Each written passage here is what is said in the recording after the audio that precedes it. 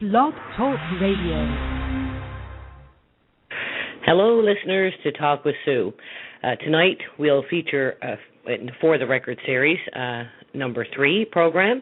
As you all recall, the first program was with former MHA Danny Dumaresque, and who was also, of course, a former board member of Newfoundland and Labrador Hydro. And last week we had a chat with former Premier Roger Grimes. And this week we are pleased to welcome as our guest Bruno Marcocchio, who has been involved, I guess, with the Sierra Club of Canada and Atlantic for a number of years. This series has received certainly a lot of feedback. I've received a lot of feedback. And since the two first programs, I know they've been downloaded over 3,000 times, I think, for people who have been interested in listening to the full program after the live event.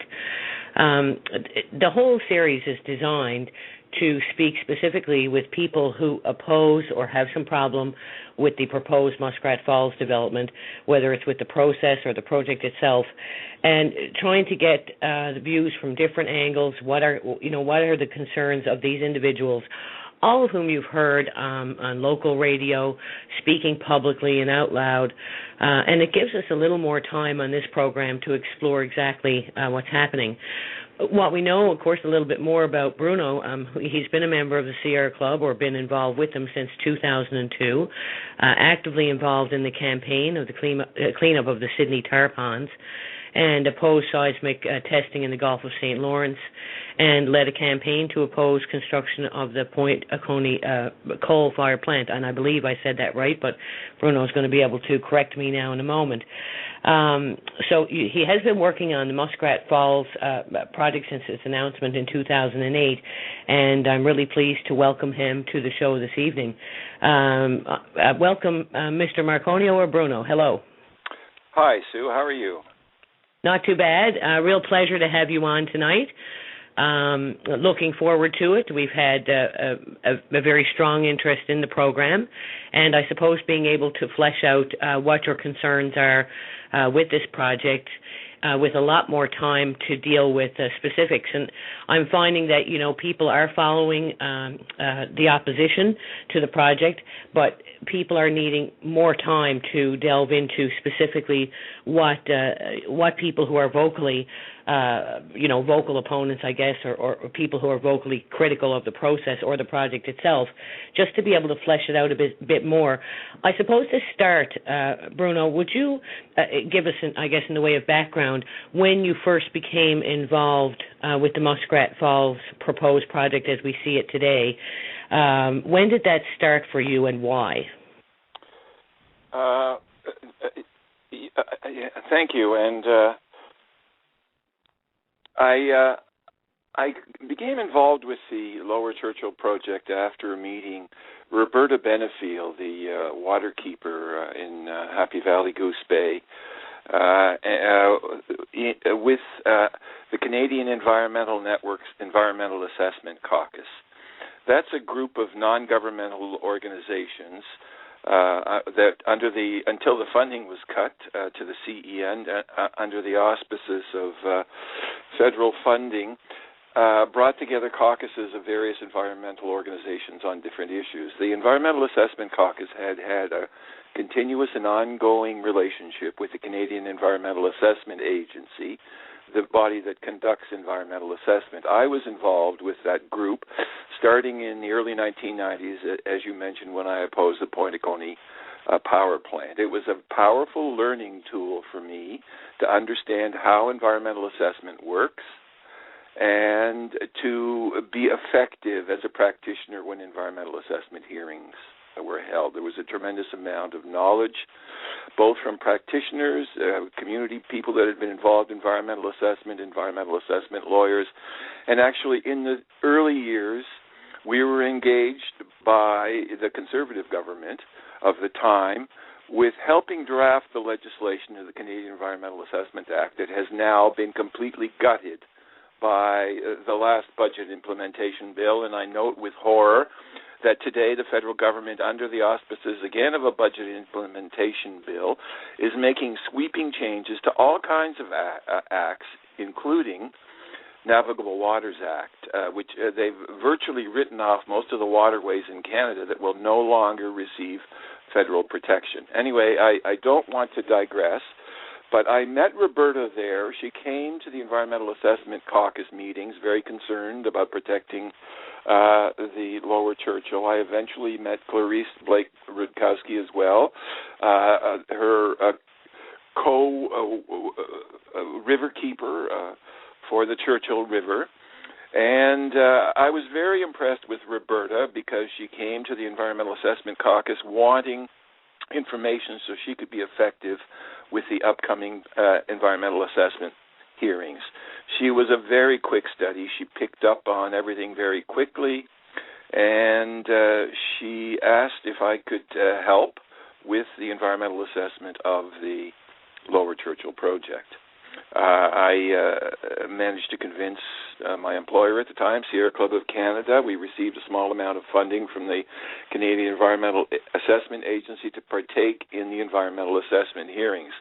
And so began my adventure. I had never been to Labrador before. It was a place that I'd heard of and always wanted to see.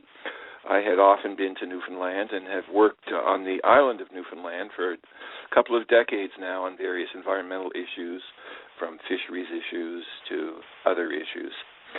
So I decided to drive to the environmental assessment panel hearings, both because I wanted to see the beauty of the place and because it was a long month-long process, and it was going to be difficult to be not have a vehicle. So I, in the midwinter, drove from my home in Cape Breton, across Nova Scotia, through New Brunswick, across the Gaspé, across the St. Lawrence, and went through northern Quebec, all through incredible territory that I had never seen before. It's one of the few parts of Canada that I had missed and really wanted to see. I was astounded and amazed by the beauty of Labrador, by the richness and vibrancy both of the place, and when I got to meet the people, how strong Labradorians they were, committed to the place that they love so much. It struck an immediate chord with me, Sue, because it became apparent very quickly to me that the relationship between Labrador and the island of Newfoundland was virtually identical to the relationship that my island, Cape Breton Island, has with our provincial government in Nova Scotia. That is, we're both basically exploited as colonial outposts where the benefits all go in one direction, in your context from Labrador to St. John's, in our context from Cape Breton to Halifax, where very little of the benefit is returned to the community, and the places are seen just as places to be exploited for their resources, exploited for their people, exploited for their wealth, and basically ignored. So I felt almost like an honorary Labradorian from the moment I got there, because I understood the dynamic, I understood the culture, and I found myself feeling very familiar with the struggle. It is, Bruno, one incredible place, Labrador, and you hit on, I think, a very raw nerve, and of course Labradorians, very strong and proud people, and without a doubt, feeling like St. John's particularly has been utilizing the resources for the benefit not so much of those adjacent to those resources, and whether it's the Labrador Highway and their transportation systems up there, housing, development, population growth, employment, they've come out at a very bad end of the stick. And what I remember, Bruno, was when, believe it or not, Joey Smallwood, the development of the Upper Churchill, made one comment, very telling comment, and that's that when the Lower Churchill was developed, of course, that would be developed primarily for Labrador.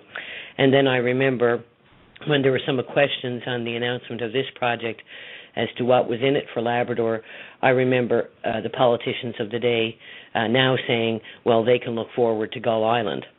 And it really strikes hard, and relationships obviously have to be rebuilt or even built to start understanding that wonderful, huge place we call Labrador, and its ultimate beauty and its tremendous resources. The people that are there, Aboriginal and Labradorians that are there, and what that territory and land means to them, and how they've been so disengaged with the processes in the past, obviously. So that I would have to say, Bruno, in that we can see identically as what you found when you went there. And I guess one of the very key driving reasons behind what keeps me going to do anything whatsoever to make discussion on this topic broader in any way we can, in whatever medium we can, and I'm really pleased that that you're joining us. One of the things, Bruno, that strikes me with you is, and it's kind of a scary process for many people, and that's the whole regulatory and environmental process and assessment processes.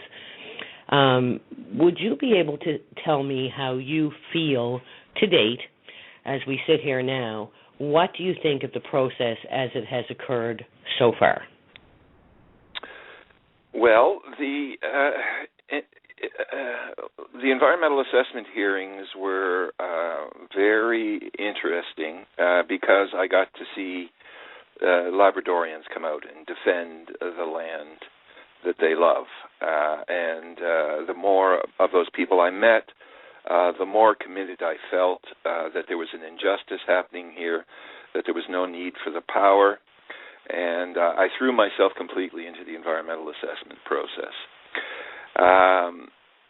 There was lots of evidence presented, and I'll start first with the conclusion. The panel, in the view of, they kind of went half measures. They determined that Nalcor had not proven the need or the financial viability of the project. So they did not rule on those. They ruled that there were some significant environmental impacts, which was the language of the Act at the time, that causes concern and that requires some action. They talked about the mercury contamination that would occur. They talked about the impact on endangered species like the red wine caribou herd. And we were grateful that they outlined those things. However, the Sierra Club was very unhappy that, and in our view, they did not complete the job that they were tasked to do. We went carefully through the terms of reference presented to the panel by the federal government, and we determined that they had not finished the job, that is, in determining the need and the financial viability of the project. So as a result, we've gone to the federal court asking that the federal court insist that the panel complete the work that it started to do, that it was mandated to do, but that it was unable to complete, and I'm sympathetic with the panel, because they were never presented with the information that would have allowed them to make the determination on the need for the project or the financial viability of the project. There was no meaningful look at alternatives, and that's part of the problem. The question that was put to the panel, the question that was put to the PUB, was only to look at two options. The existing situation with the isolated island option and the in-feed option with this Labrador Island link. The range of options, including natural gas from offshore Newfoundland, and from an environmental point of view, the most important one, which is the need for the project and reducing the demand for electrical power, is something that wasn't looked at and that was crucial to be making a determination on whether or not this project was in fact necessary, whether there was a need for it. We at the Sierra Club have done everything possible to expedite that court case, to have it heard as quickly as possible. We were hoping that by now it would have been heard. Through no fault of our own, that process has been delayed. And now it looks like if we get it to a court before the end of the year, we'll be fortunate. So we hope that the federal court will send the panel back to work to do the job that they were mandated to do but were unable to do because they did not have the information. By then, hopefully, the numbers will be made available and they'll be able to do that. Getting back to more of the specifics on about the environmental impacts. As you know, probably, the red wine caribou herd is extremely endangered and down to very few animals, and there's no doubt that any additional impacts are going to have a significant effect.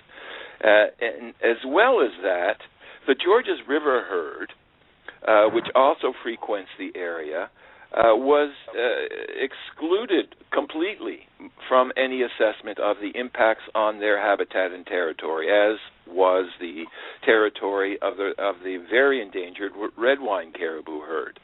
The terms of reference, and Nalcor insisted that the effects of the project ended at the mouth of the river, that beyond the mouth of the river there would be no impacts, despite the fact that Lake Melville, which is there, is the repository of all of those effluents coming out of the river. No one disputes the fact. We all know that as a result of the Upper Churchill development, all of the organic material in the river that was flooded turns to methyl mercury, which builds up in the food chain and ends up at the top of that marine ecosystem, where it has made the fish inedible, and they've been banned from eating anything but very small amounts for a long period of time now, more than 40 years, and those levels have still not returned to safe levels. So now this new project, of course, will impose new mercury impacts on Lake Melville, and we heard from a number of people concerned about the fact that the impacts on Lake Melville from the Upper Churchill were never properly assessed, and that there were changes to the rivers, there were changes to the species composition in Lake Melville, and that they were concerned and wanted the entire ecosystem of the Lake Melville and the Upper Lake Melville region to be examined. That never happened. So the footprint was restricted to a very small proportion of what the environmental impacts of this project are. Let me go on. The valley that's going to be flooded is going to change a river into a long, narrow lake. It's going to change the whole nature of the river, which is still largely unregulated, even after the Upper Churchill, because of the large rivers that flow into it below the Upper Churchill project. It still behaves like a natural river. After the Muskrat Falls project is constructed, it will no longer be a river. It'll go from a riverine system to a lacustrine system. It'll go from a river to a lake, basically. When that happens, the species composition in the lake will change, and there will be all kinds of unknown effects. In addition, things like moose and caribou and wolves that interact down by the river will all change those relationships, and the relationships between moose, caribou, and wolves were not examined and may pose a risk to further risk to caribou. Those are just a few of the impacts from it. But there were more and extremely terrifying things that came out of the hearing about the potential environmental impacts of this project. My first visit to Labrador, about a year and a half or so before the panel hearings, I felt very honored, along with a number of other people who had come together to try to oppose the construction of the Muskrat Falls Dam. In midwinter, we had a Labrador celebration after the walk down that road that's now blocked off and preventing even the Nunavut people from accessing.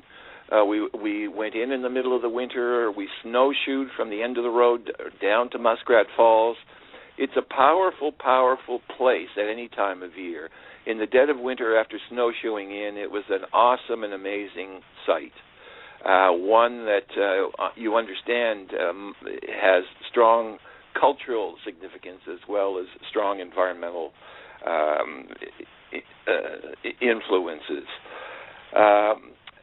When we returned from the walk down to the river, I took part in a ceremony that I found very, very moving. We shared a Labrador meal of caribou and soup made there in a tent that was constructed, a traditional Labrador tent with a cook stove in there.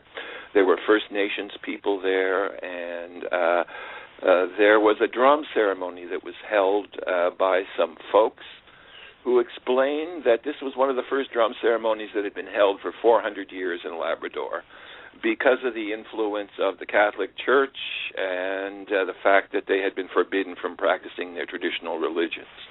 And although that wasn't the most powerful drum ceremony that I've heard in terms of its artistic merit, it was certainly the most powerful and emotional one for me, realizing that this was the revival of an attempted revival of a culture that had been suppressed for 400 years. And it moved me and made me understand the interrelationship between the native indigenous community and other Labradorians, and bonded me very powerfully to the people in the place. On the way down there, someone pointed out to us a number of wells at the top of the hill, which would be the place where the dam would be tied into. And I said, what are those wells? And it was explained to me that for the past 20 years, I guess I've got to do a bit of explaining. The entire Lower Churchill Valley is a glacial marine till. I won't use that term again. Basically, it's a huge gravel bed. The banks and the hillsides all around it are just huge gravel beds.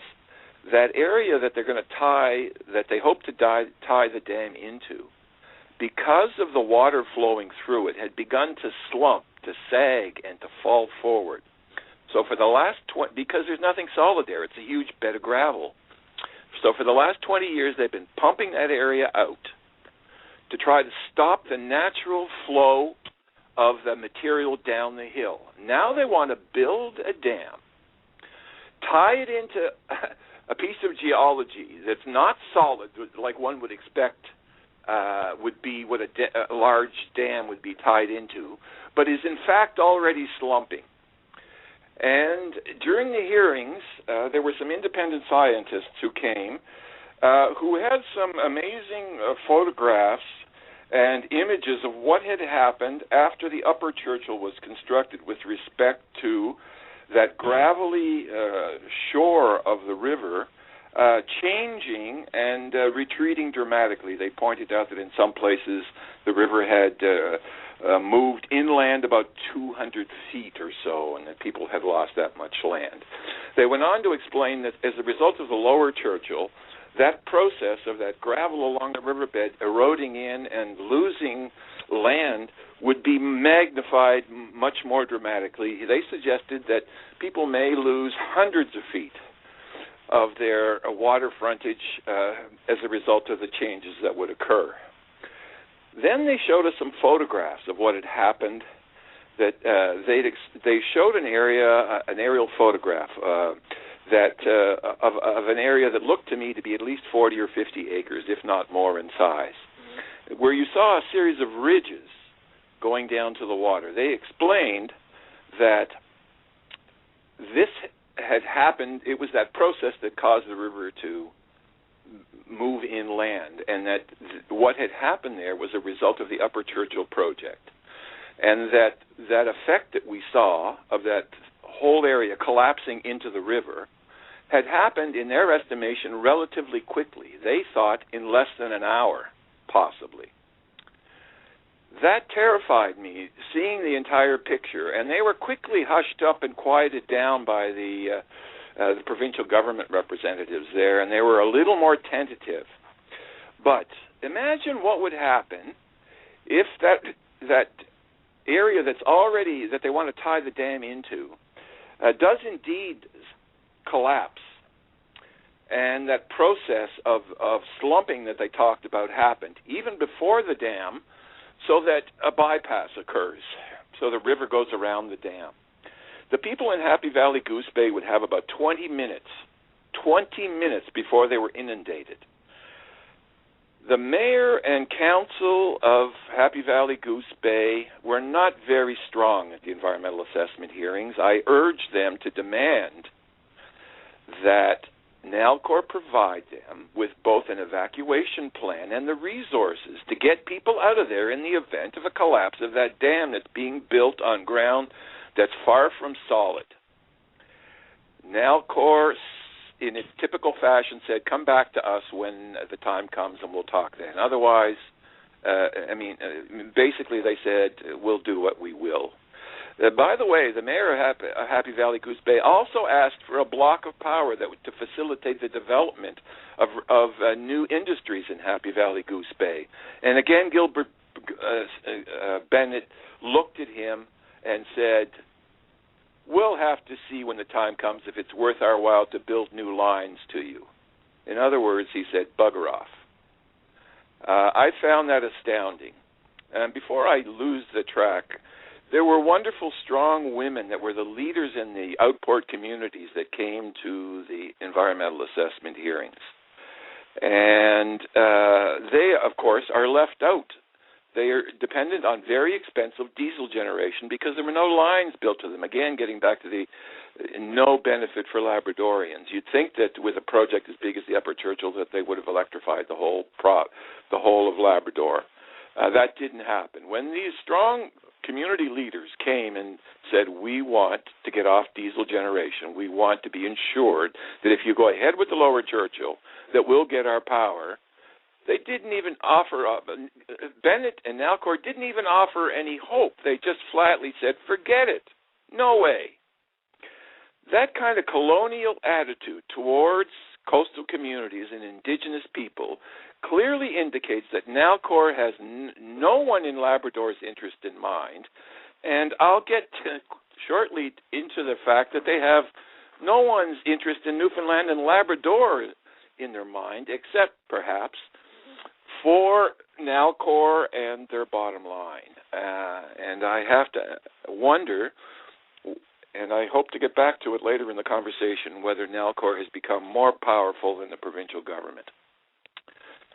I think I'll take a breath there. You know, Bruno, it is. I'm just listening, as I'm sure as all are, with great interest. And you know, one of the questions that you just your last question there, and yes, we will get back to it. Has Nalcor become more powerful than the government? And you sit down some days and you wonder, who is guiding Ed Martin? This is a Crown corporation. It is owned by the people of the province. These resources are owned by the people of the province.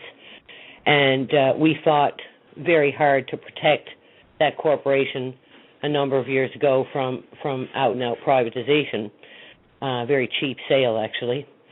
And we have this fellow who's speaking and making decisions and doing things, and you have to wonder, where is it coming from? I mean, is there no guidance at all? Or is this simply a ruse? Because I'm so used to politics down here that I would have to believe that it would be the provincial government guiding him. I just, you know, where did the fellow come from? Well, I hope. And now he's here. Yeah. Well, I hope to.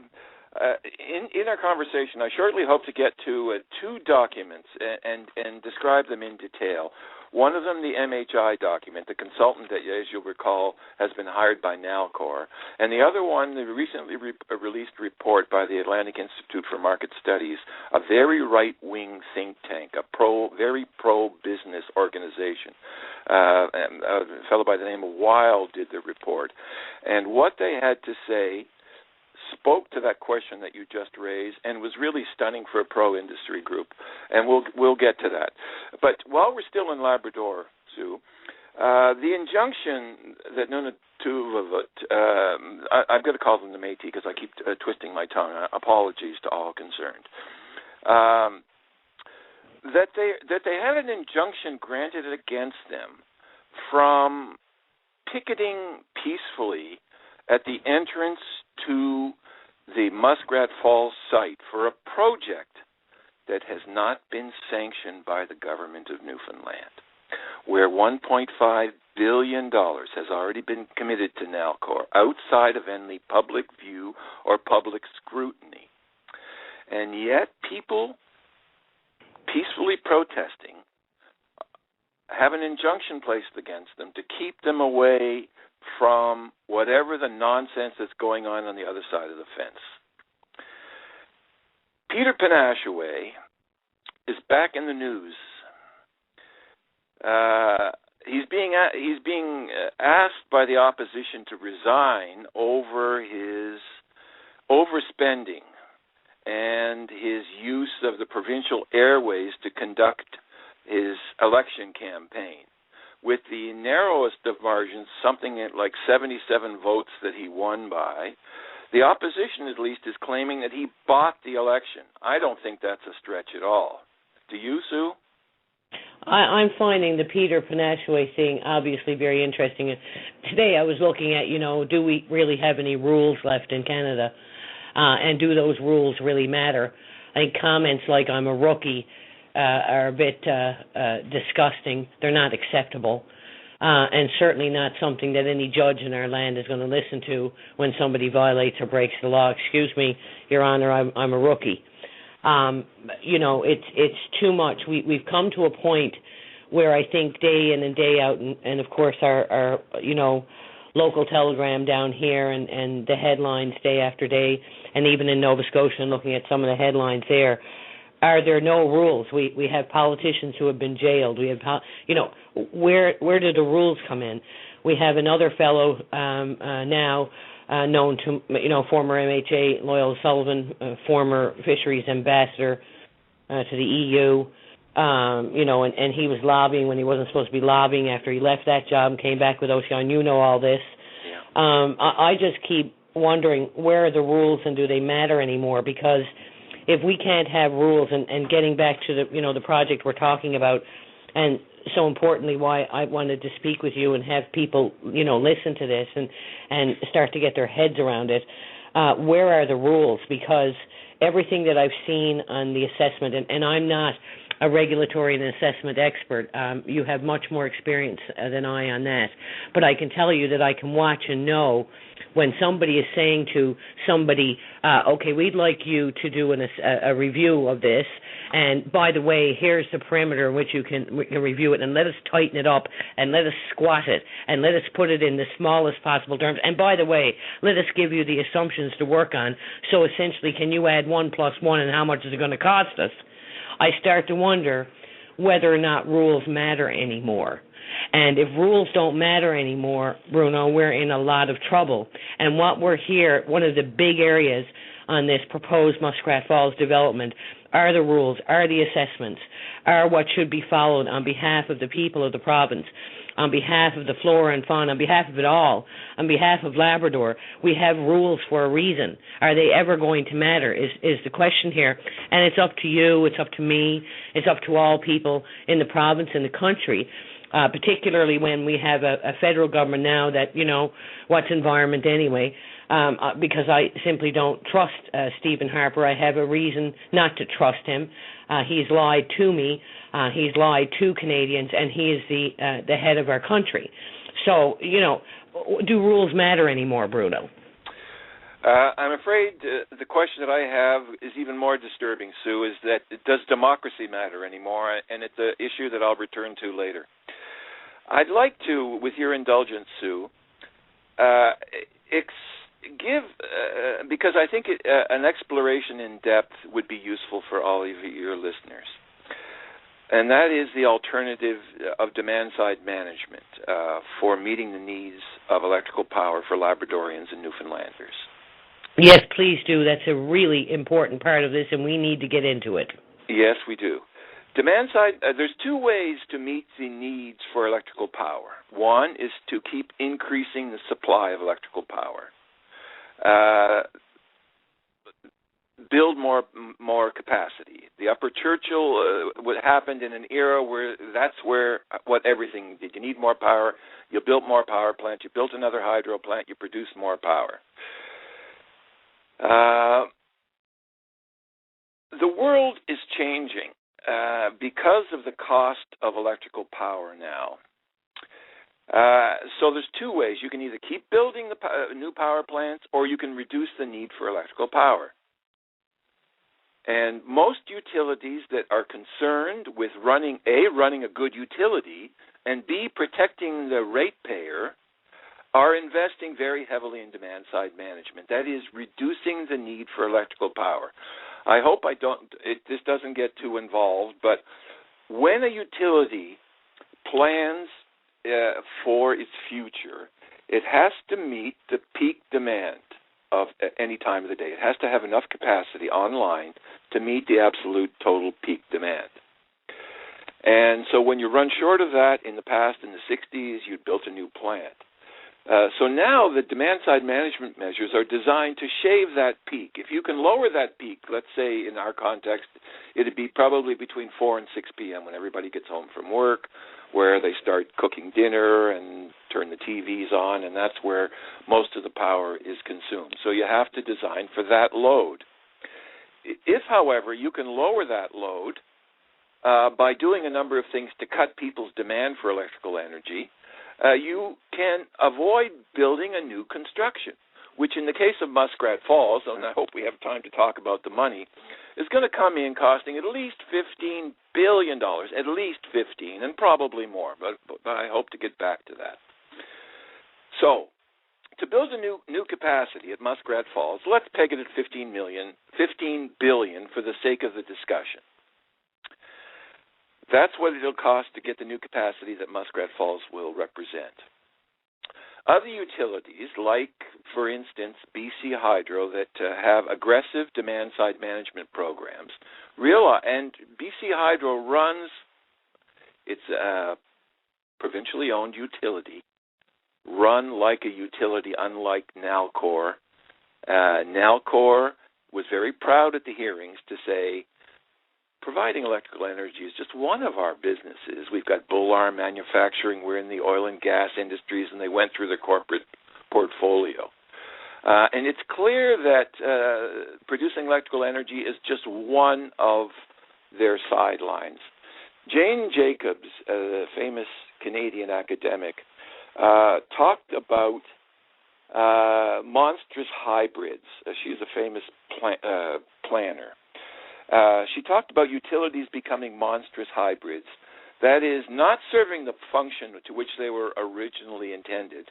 In this case, that would be providing electrical power, but having instead another mandate that takes it away from merely providing electrical power, and often that's to the detriment of the ratepayers. And I think Nalcor is a classic example of a monstrous hybrid that has stopped serving the electrical needs of the people of Newfoundland and Labrador, and instead is completely out of control, concerned only with maximizing its profit and its bottom line.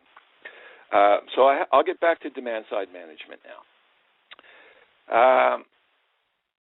Utilities like BC Hydro aggressively tried to shave that peak because they understand that if they can avoid constructing, and BC is a good example to compare it to because they have a lot of hydro too, but they realize that if they can avoid the construction of one new hydro plant, they have saved themselves billions and billions and billions of dollars. Keep in mind, Muskrat Falls for 800 megawatts is going to cost to come in the order of $15 billion by the time the overruns and everything else is taken into account. Utilities like BC Hydro realize that instead of spending, let's say, the $15 billion to build a new plant, if instead they can give people the means to reduce their electrical power, that they may be able to avoid constructing a $15 billion plant by spending, I'll pick a number out of a hat, let's say spend $1 billion by giving people money to make energy efficiency improvements of their homes. And I'll touch on some of the easiest ones, particularly in Newfoundland and Labrador. Most of the island and Labrador is completely dependent on electrical heat. It's the most inefficient type of heating system there is. If you were to get people off electric heat in Newfoundland and Labrador is replacing them with either air-to-air heat pumps or ground-to-air heat pumps. These are not difficult things to understand. The refrigerator in your home is a heat pump. It removes heat from inside the box, and it dumps it out the back. If you ever put your hand behind a refrigerator, you know that the heat that was inside the refrigerator is being dumped outside the back. The nice thing about heat pumps is that you can run them either way. And so when you replace an electric heating system with a heat pump, it means that at the flick of a switch in the summertime when things get too hot, you can flip the switch and you can run the heat backwards, which means you would take heat out of the house and dump it outside the house, make the inside of the house. So you have a system where you can use this very efficient. We're talking about 20 to 30% of the electrical energy used to run electric heating. You can have this system that will work for you 12 months of the year. It will also dehumidify your home in the summer and humidify your home in the winter, all at the price of an air-to-air heat pump that you can have installed in your home for less than a couple of $1,000. Utilities give money away, like BC Hydro, to do things like that. Even if you have thermal pane windows in your home, Sue, and your house has what used to be state-of-the-art windows, the latest generation of thermal pane windows reduces heat loss through those windows, double and triple pane windows, by as much as 90%. They have this gas that they put in between the panes of glass that stop the transfer of heat so that your thermal pane window will virtually lose no more heat than a well-insulated wall in your house. That would mean, for instance, that even in an environment like Newfoundland, as hostile and bitter and long as the winters are, you could build a ranch-style house with wall-to-wall windows on 1, 2, 3 sides of the house with these super efficient windows that would lose no more heat than a well-insulated wall. So that's another incredibly easy way of shaving electrical power. Of course, there's adding insulation. And there's doing things for industry, improving the energy efficiency of their motor drives and other things. And again, utilities like BC Hydro give money to industries, again, to reduce their power and to shave their peak. And they'll also offer them discounts if they will agree to interruptible power. That is, if I'm running a factory and I agree to a deal with BC Hydro that says, I'm running short of power right now, we're coming close to the peak, can I cut back your power by 20 or 30% if they would give me, let's say, a 10 or 15% discount on my electrical rate, if I will permit them to cut my power once they give me notice if they're short by 20 or 30%. They've started doing the same thing for homeowners, using a system of smart meters and smart grids. And that's the other thing. I wanted to talk about continue to talk about the paradigm shift. The old paradigm was build new plants, build new capacity, keep adding to it, keep making more power, and don't worry too much about the efficiency. With demand-side management, all of that changes. And the advent of smart meters, and they're somewhat controversial because they have a radio frequency.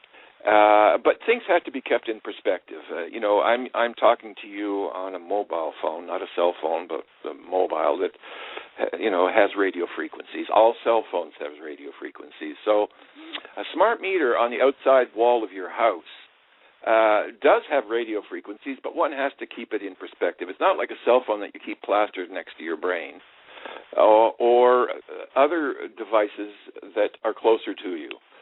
But what a smart meter does is it overlays a two-way communication system over top of your electrical meter, which means that you can have information flowing back and forth between the supplier and the consumer, so that you as a consumer can check online, for instance, to see how your power consumption is doing and can cut back on your air conditioner or increase it just before you get home so that you don't have to leave it running all day, and do all of those things so that it puts more control over the use of electrical equipment in the hands of the consumer. Of course, you could do the same thing with your furnace. turn it on or turn it up to 18, 20 minutes before you get home instead of letting it run all day. But this two-way communication system goes far beyond that. And there are models now being implemented. Hawaii is one place, and there are several places in Europe where a whole new paradigm for electrical production and distribution is being rolled out. And it is the future, Sue, and we have to understand Muskrat Falls in this context. With this two-way communication system, what it enables you to do is to not only be a consumer of electrical power, but also a generator of electrical power. Once you have that grid, that smart grid, I could have a fuel cell in my home burning French fry oil or something else. I could have a small windmill attached to my house. I could have photovoltaics on my roof. And I could pump that energy that I produce into the grid. Now, that does several things. It strengthens the grid because you're no longer dependent on far distant power sources coming from Labrador to New England, for instance, and instead have a local grid that produces as well as consumes its own energy, and that is self-healing. If one part of the system breaks down, if Muskrat Falls goes down, and I hope I have time to talk about that because the results will be disastrous, not if, but when it goes down, the results are catastrophic, and MHI says it'll take up to 2 years to get it back up and running, depending on what happens.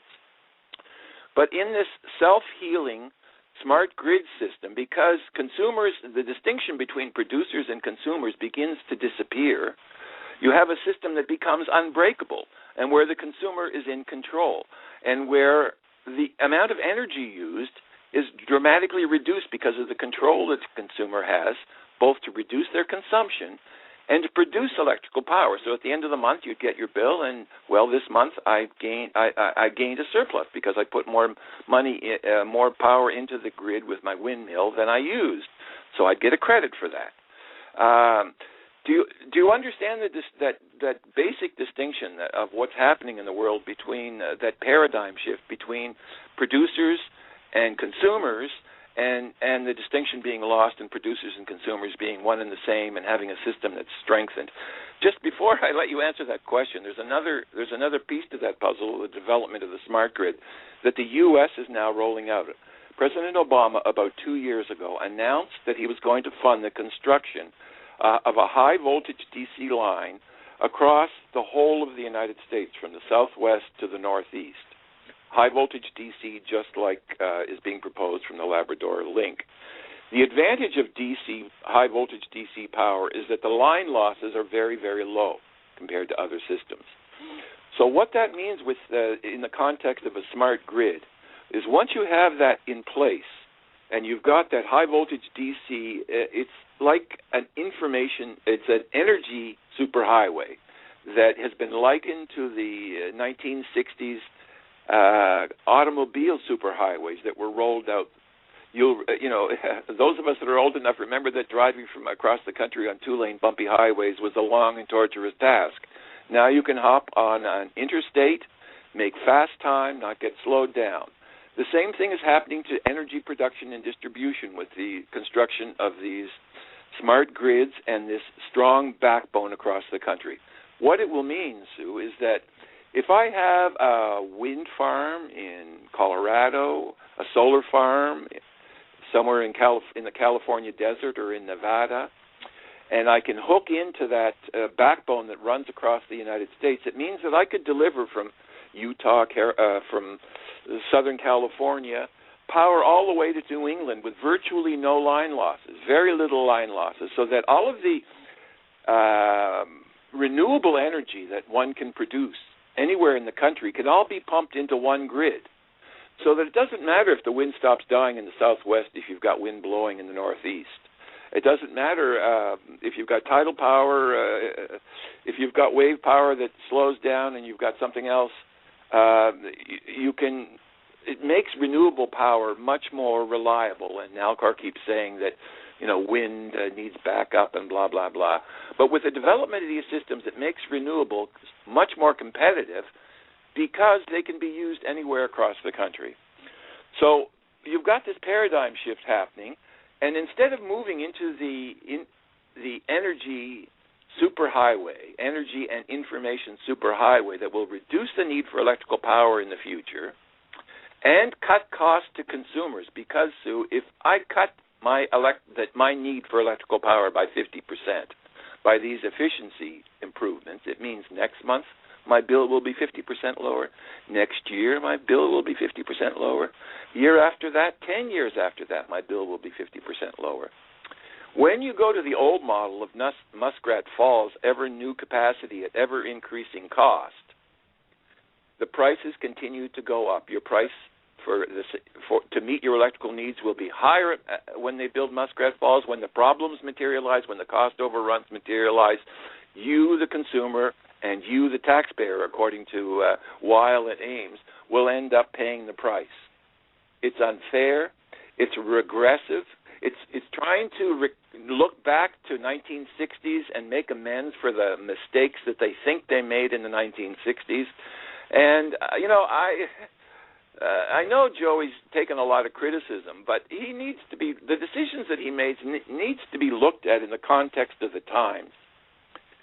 When the Upper Churchill was built, the nuclear industry was just beginning. I took a tour of the Pickering plants when I was a high school student, where they tried to convince us, after showing us, incidentally, that radioactivity was nothing to fear, that they showed us radium dials, and that electrical energy was going to become so cheap because of nuclear power that would no longer be any need to meter power. That power would become so cheap that its value would approach zero. That was the context that Joey Smallwood signed that deal for, not much money, escalating to whatever it is now, 2 cents a kilowatt. He made a mistake in not including an escalator clause in there. The other piece of that picture, in defense of Joey, is that the price of oil was less than $2 a barrel. And despite repeated attempts, they weren't able to ever get the price of oil above $2 a barrel, not $100, $2 a barrel. And it looked like that was never going to change. The oil sands were never going to be developed, you'll recall, because it would cost, oil would have to be worth at least $20 or $30 a barrel for it to be viable. Well, things changed, and Joey and the Upper Churchill left Newfoundland and Labrador in a not financially advantageous position.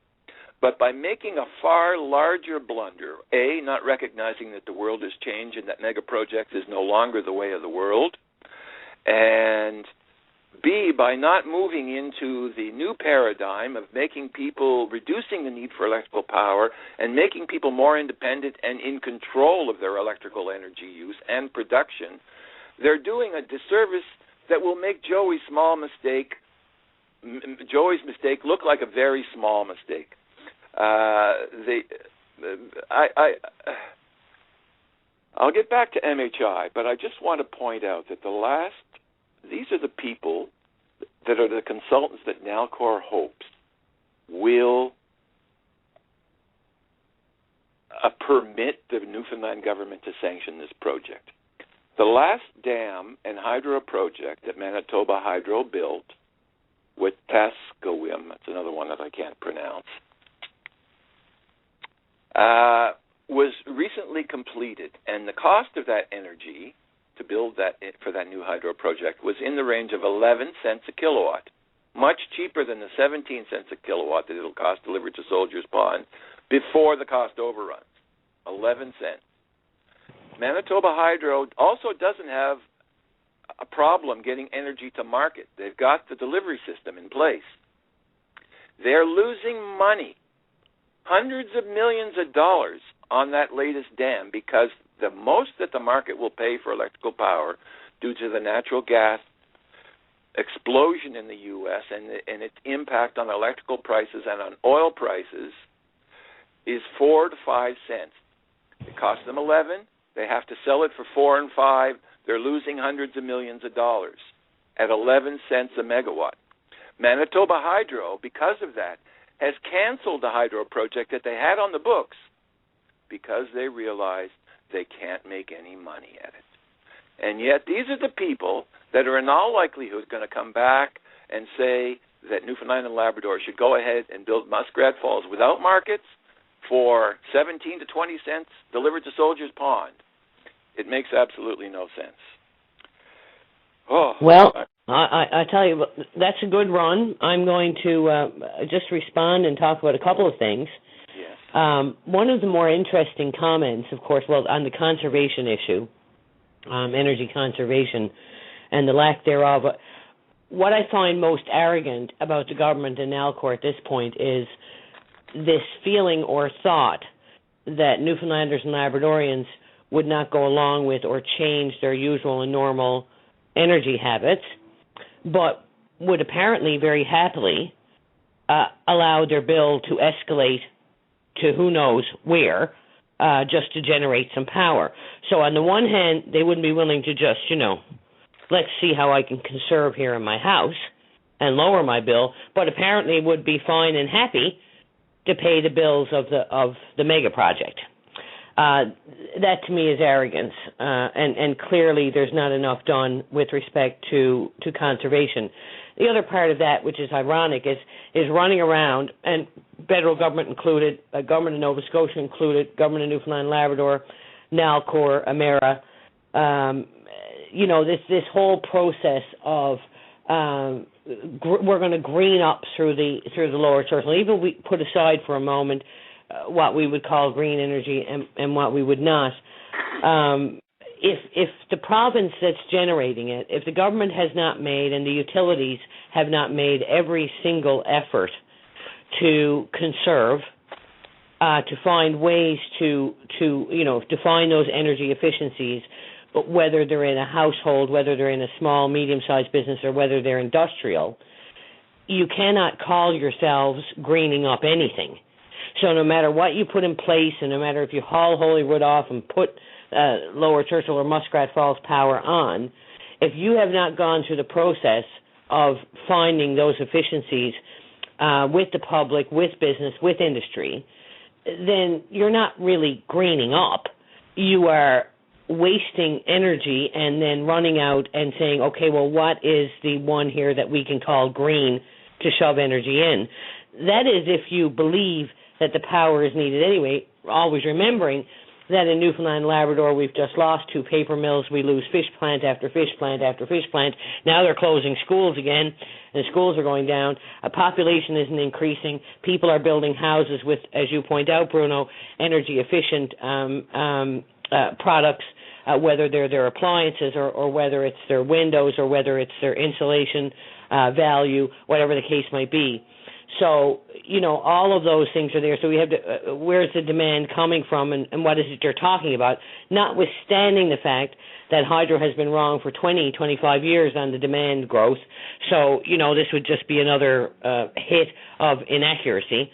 If we look at all those things, so there's a lot of things not adding up. And on the energy asset side of things and the paradigm shift that you talk about, and obviously I'm noting what's going on. I love energy. I love to watch it. I'd like to watch what the new technologies are. And, of course, Newfoundland and Labrador has got, if you look at the assets of the province from an energy side, it has tremendous wind potential. It has tidal potential. It has wave potential. It has geothermal potential. It has hydro potential, obviously. And so we have all kinds of energy potentials, notwithstanding the fact that we're pumping out oil on the Grand Banks, none of which we're allowed to process. So, there's a number of things we need to do. And then on the Upper Churchill and Joey Smallwood's faux pas, and of course it wasn't only Joey Smallwood, we can haul out a good number of people there, everyone that was in government at the time. I mean, where was John Crosby? What did Bill Rowe think? I mean, I don't look at Joey Smallwood and say, he's the one, he's the man. No, not at all. What Quebec did do was they apparently, because they did most of the financing of the Upper Churchill project, they were the ones that raised the money. And they raised the money on their thought process, which was telling them that hydroelectricity was going to become valuable, and somehow we missed all that. But there wasn't a lot of debate. We didn't have the social networks. We didn't have the ability to communicate as we have the ability to communicate now. And we have no excuse whatsoever to make another mistake, to make an equally bad mistake or a worse mistake. We have no excuse. We are able to be fully informed. We have a government that's, plunging through this stuff and, torpedoes be damned, here we come. We're going to do it no matter what you do, and I think that's pointed out in the Métis, and I'll use the same terminology because of my difficulty pronouncing the new word. I'm sure I'll get used to it eventually. But, and the protest that was going on there, peaceful protest, and then Nalcor, wanting an injunction against that on a project that's not yet sanctioned. And, it's all a ruse. And I got to tell you, Bruno, we're in a lot of trouble with this. There's a lot of stuff going on. There's a lot of things that we need to learn about. We need to talk about. We need to go through the conservation process. We need to talk about the fact that Labrador is going to be, still pumping a lot of thermal energy, and they're not getting, as you pointed out, they're not getting those benefits. One area of Labrador is relying on Hydro-Quebec to get its power now. So, what are we talking about? And then we have a government that, on the one hand, is talking about doing all this to turn away from Quebec, and we are going to be on our own, and we're standing strong, and in the same breath saying, but, we're still negotiating on Gull Island. So it's a lot of nonsense, Bruno. We've got a lot of lessons to learn. Conservation is key, and we can hardly be talking about greening up if we haven't gone through a conservation process, which clearly is needed. Yes, absolutely. And Newfoundland and Labrador is way, way, way behind on the conservation measures, on the demand-side management. Again, because Nalcor is a monstrous hybrid and isn't at all concerned with reducing the need for electrical power. They just see increasing the rate base since they have no controls, it appears, no environmental assessment, no public utilities board able to look at the numbers. And, it's staggering. It's worse than what you said, I think, because if Muskrat Falls goes ahead, I fear that Newfoundlanders and Labradorians will be forced out of the province that they love and the lifestyle that means so much to them because they won't be able to afford to stay there. It's so short-sighted. And, again, it's just to feed the rate base of Nalcor. They've made no case. They won't show us the numbers. Bill 21 is an absolute travesty that has clearly been designed to hide what is going on behind the scenes with Muskrat Falls. You've had provincial conservatives come out and very directly say that he's concerned about the relationships that the members of the Nalcor board are having and contracts that are being issued.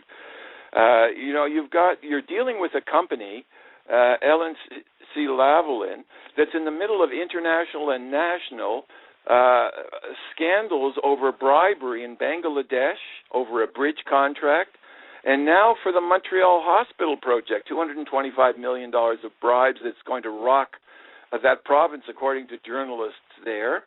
With the former head of the Canadian Security and Intelligence Service, Arthur Porter, who was also head of that hospital corporation that was mixed up in this contract with Kelland-Dyer for $1.3 billion, where it appears $225 million was misappropriated. And here we have $1.5 billion in untendered contracts, and nobody wants to ask, where the hell's the money gone? No one can see the contracts. Bill 21 will ensure that no one ever sees the contracts, not only of cabinet documents, mind you, but also of documents that were presented for cabinet but never presented. That means the bureaucracy will be out of touch with Bill C-21. So you have no transparency. You have no regulatory control, either with the PUB or with the Joint Review Panel, that both concluded they didn't have the information to do their jobs. Before we run out of time, I'd like to get into a couple of the specifics, first about Manitoba Hydro and what their report said. Again, these are the folks that are paid by Nalcor to encourage them, in my view. And yet, Manitoba Hydro says some very striking things about the problems with this project. The oil price forecast is the first thing. They point out that going out beyond 10 years is dangerous and that you have a 1% per year error rate, even when you only go out 10 years. And as you pointed out, and as they point out, pulp mills have closed, and then there's the fish plants and the others, so that the demand, they've missed the demand forecast year after year after year, and their projections for the price of oil start at $120 in 2017 and escalate without pause to $280 a barrel by 2050 or so. They're talking about a world where a gallon of gasoline costs between $25 and $30. I'll be riding a mule cart before I pay $25 or $30 for a gallon of gas, and I think most other people will. Nobody in Newfoundland and Labrador or Cape Breton will be able to afford it at those kind of prices. It's not going to happen. Alternatives will develop long before then, and yet all of the price projections on Nalcor are based on those completely unrealistic estimates of both the demand and of the cost of oil, which will drive it. You know, the shale gas revolution in the States, they're talking about self-sufficiency in energy now. They're talking about enough supply to last them already for 100 years, and that the long-term price of electrical energy is not likely to go below 4 to 5 cents wholesale for a very, very long time. How is Nalcor going to make money selling power into a market that will be paying 4 to 5 cents when theirs will cost, my guess is, between 25 and 30, maybe more, delivered, if the pancaking charges that Ames talks about are applied, that is having to pay, the postage stamp, having to pay through every jurisdiction. Have to pay Nova Scotia to run the line, to run the power through here. Have to pay New Brunswick. Have to pay New England. All of that adds to the cost. Anyway, Manitoba Hydro warns that their price forecast may be unreasonable. They also say that this plan means that by 2035 there will be need for new thermal capacity on the island of Newfoundland, and they outline 3 or 4 gas turbines that will be needed between now and 2050 in thermal plants in Newfoundland and Labrador. Who's going to pay for that when this is already driving the price of electrical energy through the roof? Manitoba Hydro had serious concerns about the under-design of the high-voltage DC link. They say that the backup does not comply with industry standards. And they point out that if it goes wrong, if it goes down, because there's no alternative, it could take very long, and that the cost, of course, if you sign a contract with Emera promising them that energy, and then your system goes down, there's a take-or-pay contract so that the ratepayers are stuck for the power whether or not it ever gets produced, to ensure that Nalcor gets a sweet deal. So it goes down for a year. Now you've got to find the electrical energy to meet Newfoundland and Labrador needs, and you're going to have to pay for the power that you couldn't provide to Emera in that 35-year contract. Who's going to pay for all of that? MHI points out that that's a risk. Then they talk about the design doesn't comply with the industry standards for the transmission system, that they've selected a 1 in 50-year reliability versus an industry standard of 150-year.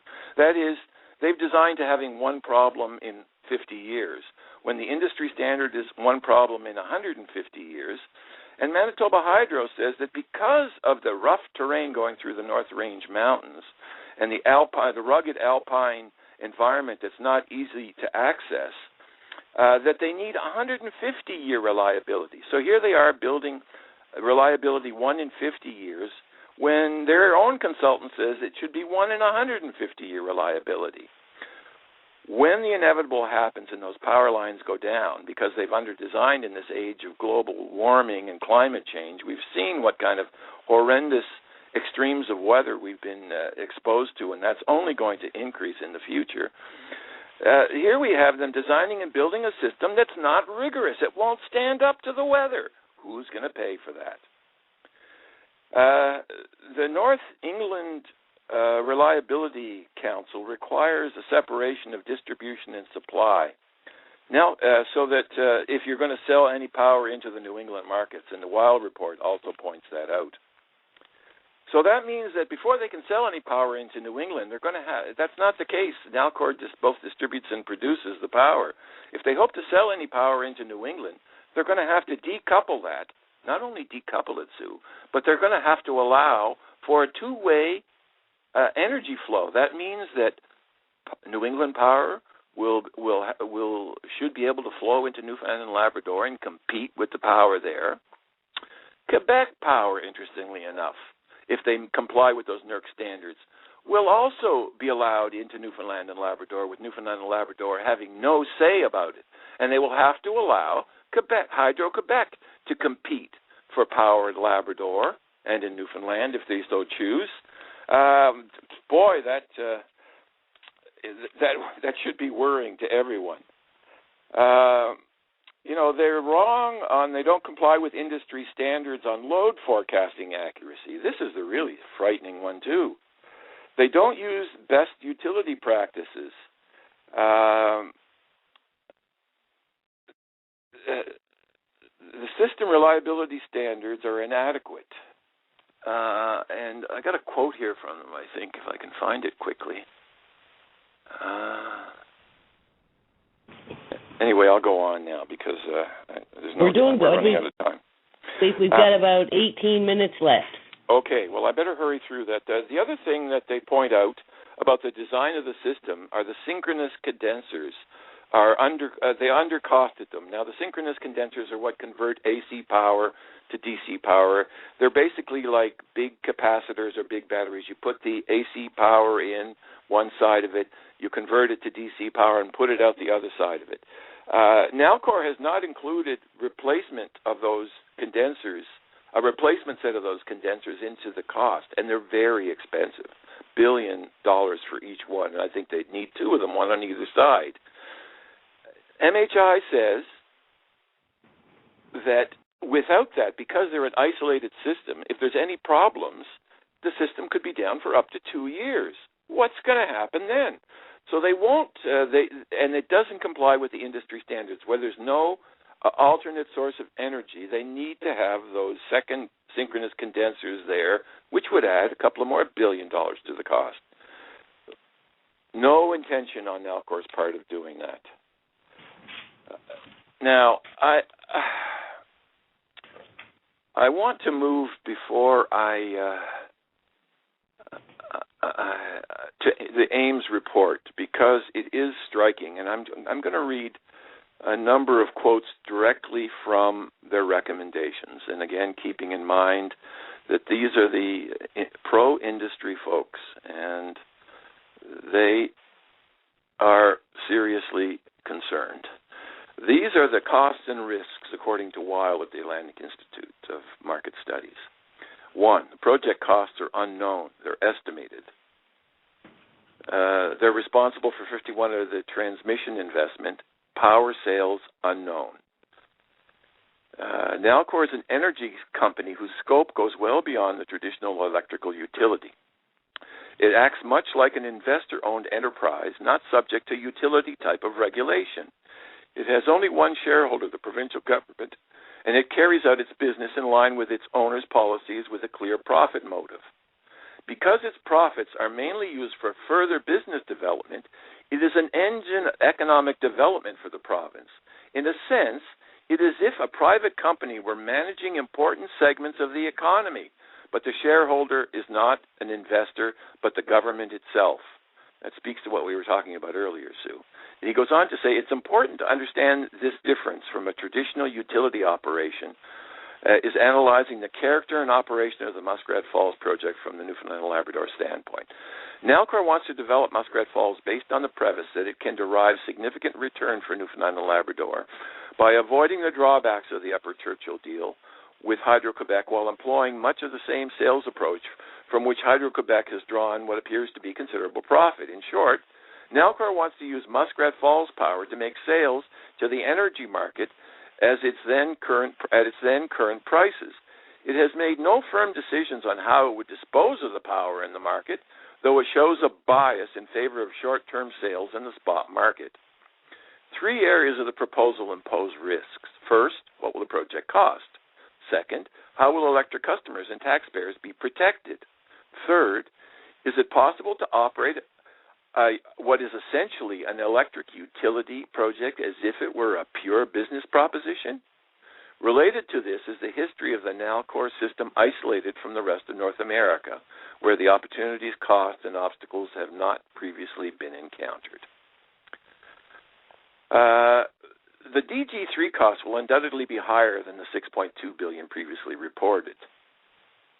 But should the cost be higher than planned, it would have to be absorbed by using revenues from other Nalcor operations. Ultimately, the Newfoundland and Labrador taxpayers, either through Nalcor or directly utility customers, are responsible for revenue shortfalls. I'll get back to this in just a second, but I just want to tell you that dam that Manitoba Hydro built overran its DG3 numbers by 70%, so 70% above the DG3 numbers. So if if they come in at, say, just for a round figure, $10 billion is the DG3 number, if Nalcor misses by as much as Manitoba Hydro did on their last hydro project, that'll push the price up to $17 billion. It's frightening. But what they say here that is really at the core of the issue, that the utility customers are responsible for revenue shortfalls, or the taxpayer is. Viewed in that sense, I've heard it before and been ridiculed, that viewed in this context, Muskrat Falls is like a huge tax on the people of Newfoundland and Labrador. There, as you pointed out, there's only one shareholder, the province of Newfoundland. And then there's the ratepayer, who's going to be responsible for the costs and the cost overruns of Muskrat Falls. So the taxpayer will pay almost like a tax of $10 billion, the capital cost of the project, and then the ratepayer will be on the hook for the remainder of it. It is as if Nalcor is more powerful than provincial government, because at least the provincial government has to account for its actions in the House, if not by releasing information publicly anymore. It's really important to understand that this is not about energy production. This is about Nalcor increasing its rate base. And as these folks point out, all they have to do is have the regulator approve it. And in this case, the regulator couldn't approve it. But once they get approval from the provincial government and their rate base increases, they have a guaranteed return on investment. In other words, the more they spend, the more they make. They're not interested in saving electrical energy and saving you, the consumer, money. They're interested in being as wasteful as possible, biggest projects possible, for the sole purpose of increasing their rate base so that they get a higher return on the profit. And their sole shareholder, the government of Newfoundland, collects its de facto taxes on the people of Newfoundland and Labrador for being inefficient, for building a white elephant that their children, grandchildren, and great-grandchildren will still be cursing them over, and for not an asset, but a white elephant that will be there staring people in the face for the next 100 years or more. Getting back to the Weil studies, it points out that the detail of the guarantee and the conditions under which it would be available are of critical importance. That, as we know, hasn't been determined. All the federal government has guaranteed to do so far is in the event that Nalcor goes broke, they will backstop the cost of the project. Now, Nalcor has to go broke before the federal government commits any money to this thing. Long before Nalcor goes broke, the ratepayers in Newfoundland will be paying such exorbitant rates that they won't be able to afford any kind of electrical power under those conditions. Well, Bruno, I'd like to add this problem that I have with the federal government loan guarantee.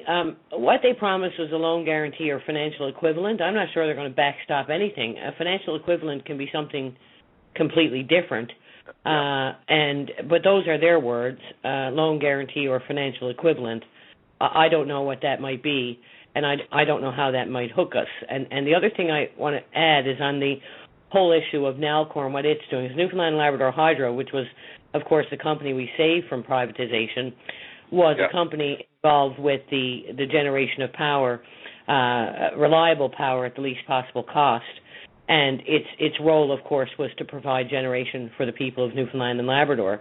The Nalcor component and what it's up to, because, you see, when you start talking about the fact, and it's true, that the only shareholder would be the governor, the people of the province, it's us, and therefore they can build whatever they want and charge us whatever they want because they have a customer.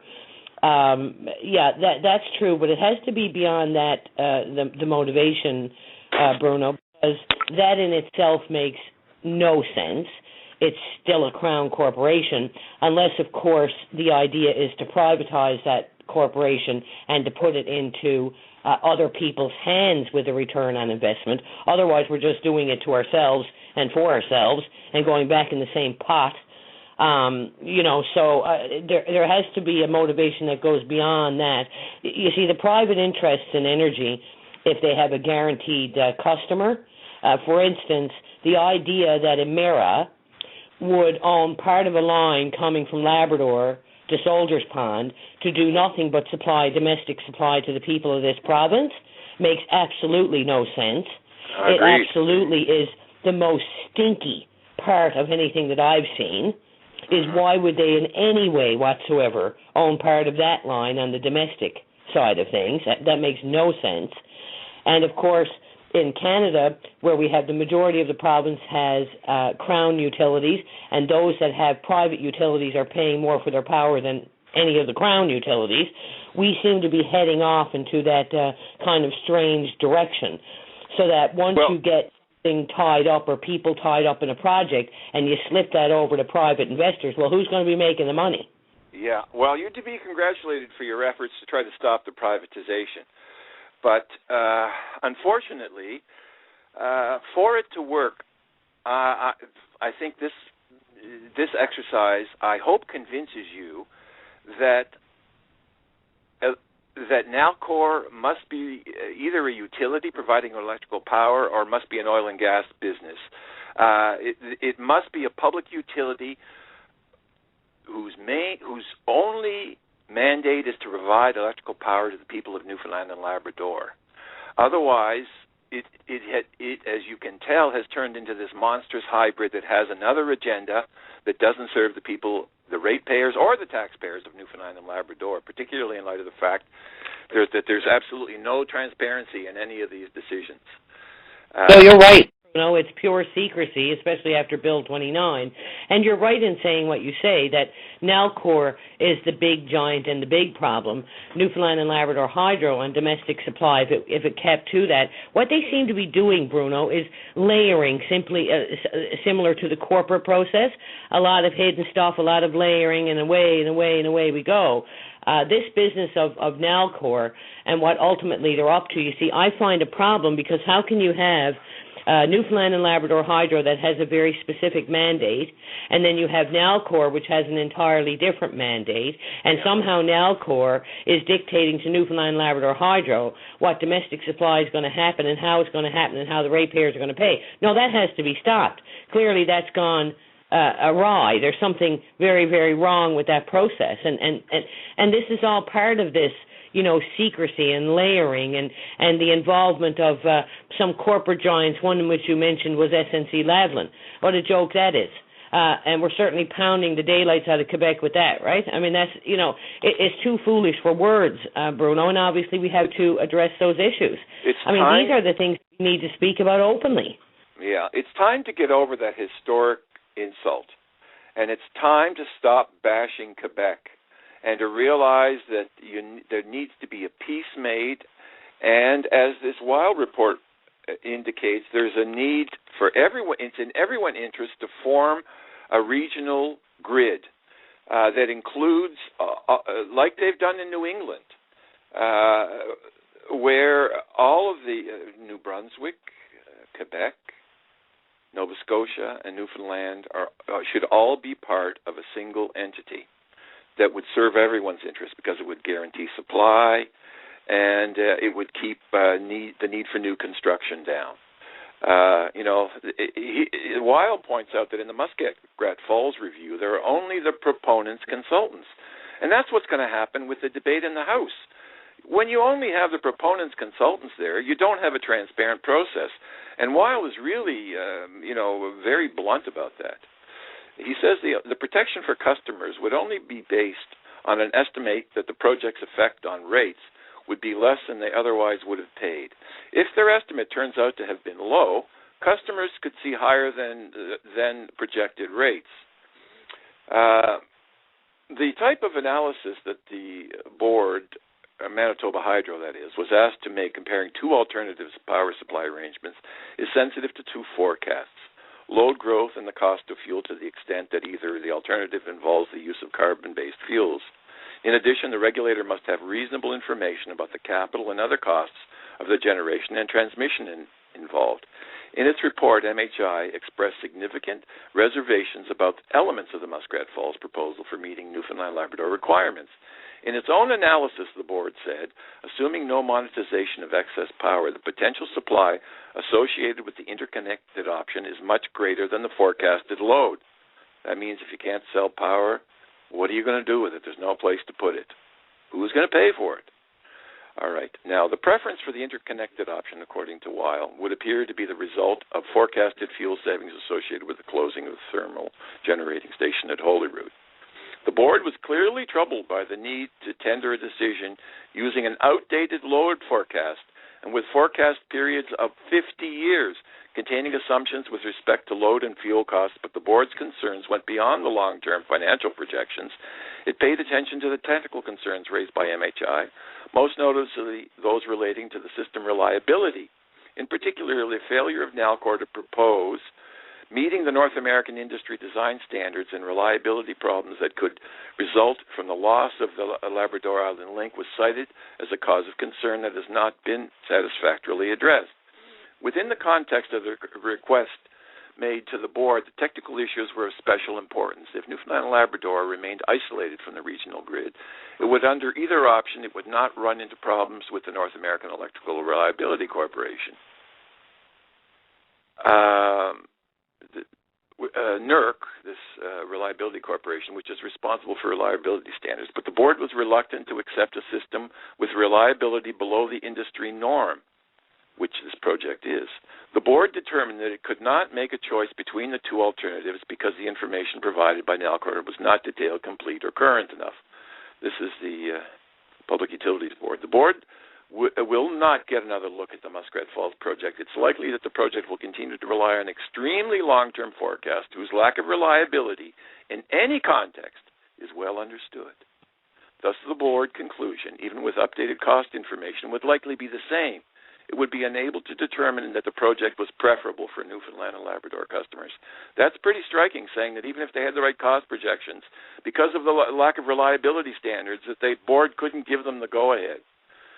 Some review of the potential revenues from such sales should be made, and it should go beyond the expectations of revenues from the spot market after it talks about the needs firm markets. It goes on to say, second, the project should be subject to review either by a regulator or by the government, meeting the same standards as would a regulator. The purposes of this review would be to impose normal regulatory standards to the project analysis because at its core, this is a utility arrangement. To be sure, generators and marketers in other jurisdictions are not regulated, but they are exposed to competition. In Newfoundland and Labrador, Nalcor, a generator and marketer, would not face competition for serving the provincial market. We are at, Bruno, believe it or not, 1 minute. Okay. And that's what we have. Okay, well, I'm sorry I went on. I was worried that I'd run out. But no, this it's good. I mean, we're getting it out. We're getting the information out, and I think... Yeah. I could go for another hour and a half is the problem. Yeah, I believe that. And Bruno, I will say this. This series, For the Record, will continue on through this process. And there obviously is more to be said and more to be discussed in detail of the concerns that you have, and I invite you back again. I don't think we should quit. I think we should keep going with this information. Well, 90 minutes doesn't take very long. We're down to 20 seconds. Yes, well, leave us one little message. I agree with you. And if either you or your listeners have any questions that they want to submit, I'd be glad to do that. So I've been really happy to talk to you. Thank you very much, Bruno, and I'll pass along any information to you. And as I said, I welcome you back again so we can carry on. Thank you very much. It's been great. Thank you. Bye-bye. Bye.